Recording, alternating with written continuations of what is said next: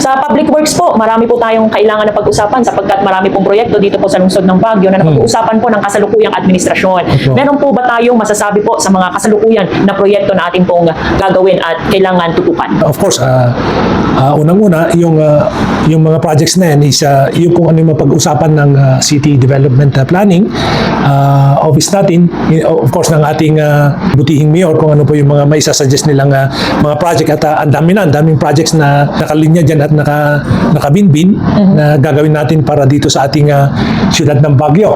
Project na yung terminal dyan sa Dontogan. Yes, po. Na sinasabing lahat sana ng mga bus ay doon na paparada. Of course, ang purpose po nito is to decongest yung ating traffic dito sa loob mismo ng CBD.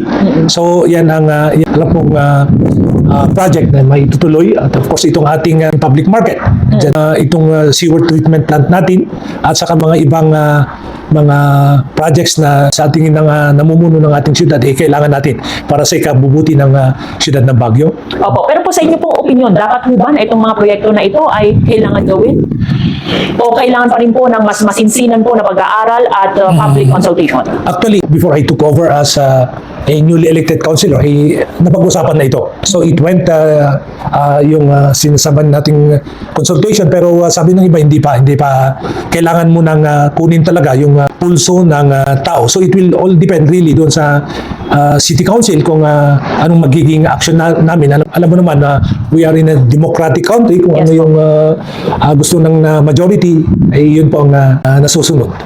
Private-public partnership, are you in favor? Of course, there are some projects na kailangan talaga nating we have to admit na kulang ang pera ng ating government. So really, we have to partner with private entities. Are you in favor of mag-loan ang lungsod ng Baguio para magawa po ang isang proyekto? Okay naman, depende doon sa capacity at kakayahan ng syudad ng Baguio kung kaya niyang bayaran. Dapat pag-aralan yan para hindi naman utang na lang ng utang na medyo mahirapan tayong magbayad. Are you in favor naman po itong mga sinasabi nilang okay lang ang pribado na tumulong ho na magawa ang isang proyekto basta maganda ang kondisyon? Tama po. That should be the heart of the in decision making. Yun po sana ang titignan nating lahat. Kung if ever we'll partner with a private entity, titignan natin, siyempre private ang mayan. Ang titignan nila is profit. Yeah. Wala naman yata sigurong private entity na basta tutulong na lang dyan na parang DSWD na libre lahat. Hindi naman po yan. They do that for profit. And of course, ang titignan natin, okay lang naman. Because we know that's part of business, ika nga. Pero dapat naman maging fair. And fair. It is more in favor of for the people of Baguio. Yeah, of course. Okay. Dapat parehas na makinabang yung public at saka yung private. Okay, sa kabilang dako naman po, medyo mainit-init na pinag-uusapan sa kasalukuyan. Alam niyo naman po ang pagdating po ng presidente sa lungsod ng Baguio na kung saan po ang kasalukuyang administrasyon ay kasama nito, na nag-inspect po dito sa mga iba't ibang proyekto natin sa Baguio Benguet. Sir, bilang committee po ninyo ang Public Works, ano pong masasabi nyo sa kasalukuyan na problema sa lungsod ng Baguio at sa buong enterong Pilipinas, ito pong pinag-uusapan na korupsyon sa flood control at mga iba pang mga major projects? It's high time talagang di ba alam naman natin noon pa, yan ang nagiging problema and similar sabihin na nating sentiments coming from the public and even shall we say yung mga elected officials, they did try to address this issue pero parang laging namamatay lang, no? Parang cycle lang yan.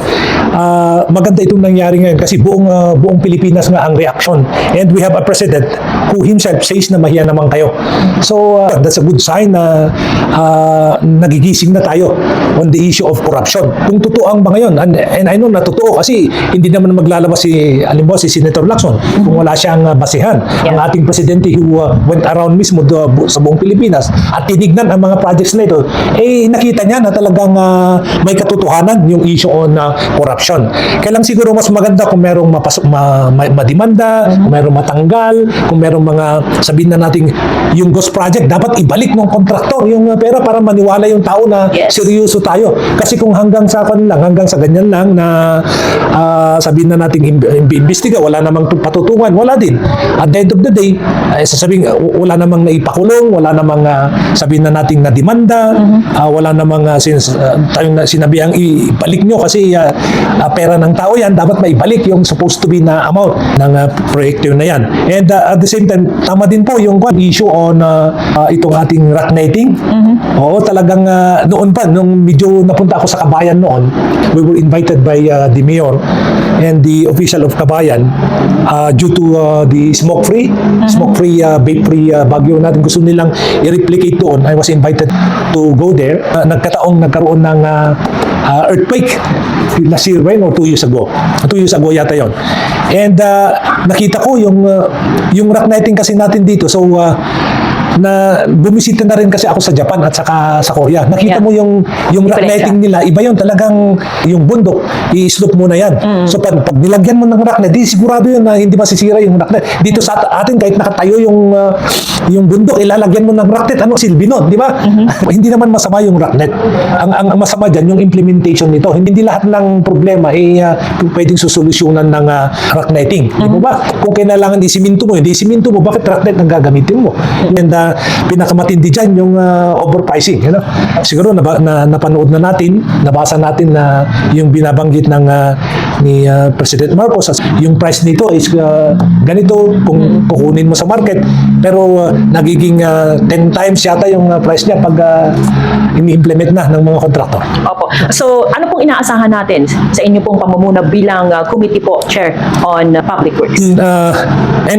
Siguro sabihin natin hindi naman natin kayang iisa itong office natin na solusyonan. Kailangan natin ng tulong ng lahat ng sangay ng opisina ng Siyudad ng Baguio, the congressman, the office of the mayor, of course the office of the vice mayor, at lahat-lahat na po ng mga involved dito sa ating committee ay dapat magtulungan para kung ano yung isa sana yung direction natin. Kasi kung magsasuggest ka din lang, kukontrahin ng ibang kasamahan na supposed to be there na sasama, wala rin po tayong magagawa. So we will do what is best for the city of Baguio, and of course from time to time we'll be seeking advices from our partners. Maraming salamat po at mabuhay po ang inyong opisina.